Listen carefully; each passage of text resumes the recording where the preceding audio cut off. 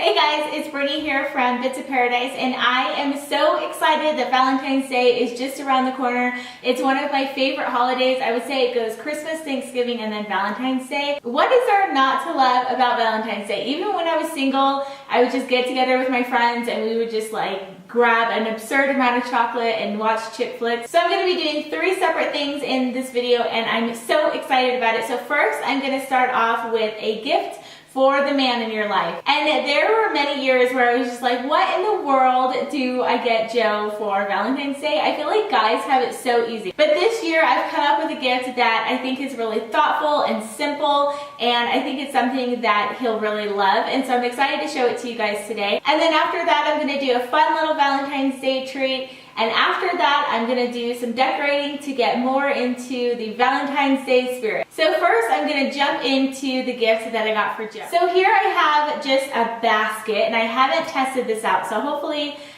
it's gonna work. Originally, I got this basket that I got, or basket box, and it comes with a lid. And I got this at Michael's for like $2.50.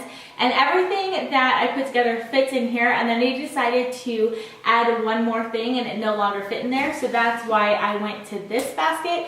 But if you are not going to include the thing that I'm going to include and you want something a little bit smaller, go to Hobby Lobby or Michael's and see if they have this, because I love that it has a lid with it, so you can just wrap a bow around it and slide your card in there, and I think it's a really fun way to give him a little gift. And this is just a really pretty turquoise, jewel-toned, really big fuzzy blanket. Sometimes during the day he takes a little 10-minute cat nap and he doesn't have a blanket. And so he was mentioning that he really wanted a nice big fuzzy blanket for his office. But it really went along with my theme, which I will show you in a minute. So yeah, I'm just gonna kind of fold this up and put it in there. Is this gonna work? I think it will. I also kind of like the color that it's giving. So yeah, so I have that right there in the basket. I think that actually worked quite well. Next, I'm gonna add a little movie. And then of course you can't watch a movie without some popcorn, so I'm just going to throw this little popcorn in there as well. And as you can see, I'm going with like a movie date theme. And then I'm gonna add some Martinelli sparkling cider because we love this stuff and we don't drink alcohol. So whenever we're like celebrating anything, we always drink Martinelli's. And I just think it'll be really fun to put on a movie, pop some popcorn, and drink some sparkling cider with each other. And then I found these cute little wine glasses at Target that have little hearts on them. And so I thought that this would be perfect to add to this little movie night gift basket. So I'm just gonna toss those in there like that, and I'm loving how this is coming out so far. And then I got him this little heart-shaped box of candies, and it has Snickers, Twix, and Milky Ways in there, and I thought that this would be fun to munch on while we are watching our movie. And then I got some of these little heart-shaped tea light candles, and I thought that this would just be fun to put on the coffee table with our popcorn and things, just to add a little bit of candlelight. And I of course like that they were little hearts. So I'm just gonna toss these in here. You probably won't really be able to see them, but it'll be a nice little surprise. And last but certainly not least, I'm going to add my little Valentine's Day card for him. So I think I'm just going to pop that right back here. And that is my gift basket for Joe. I just love this idea. I think that he's really going to love it because it's really just like a practical gift. I mean, I pinned a whole bunch of things on Pinterest of like little cutesy things that I could make him.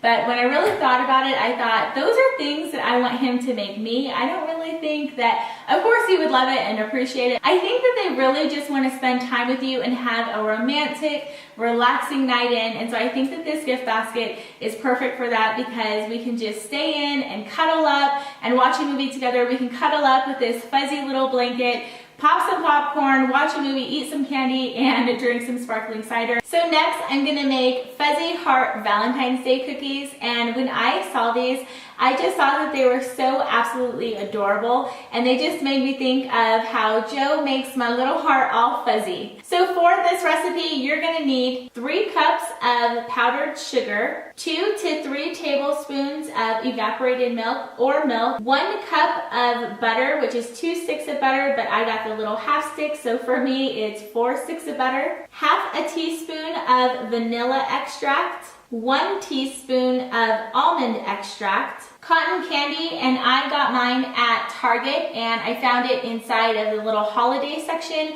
so where they would have like their Christmas trees and where they have their Valentine's Day candy. And if you want to dye your frosting, you of course need red food dye, which I forgot to add. So first I'm just dumping in my softened butter into my mixer, and then I'm just going to turn that on low, and I'm just going to kind of get that butter kind of softened a little bit more.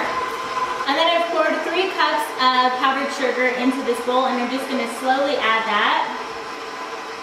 So now I'm going to add my extracts, and the reason why I want to add these next is because I want to have the milk be the last thing that I put in. I hope you can hear me. You're gonna add milk according to the consistency of your frosting, and so if you have a little bit drier frosting, then you're gonna add 3 tablespoons of milk, and if your frosting is already looking pretty good, then you're only gonna add like 1 or 2 tablespoons of milk. So you want the milk to be the last thing that you add, that way you know how much to add. So because of that, I'm gonna go in with my extracts now. And first I'm gonna add the almond extract, which is 1 teaspoon. And then half of a teaspoon of vanilla extract. And then I'm just gonna mix those together a little bit. And then I'm gonna start adding the milk.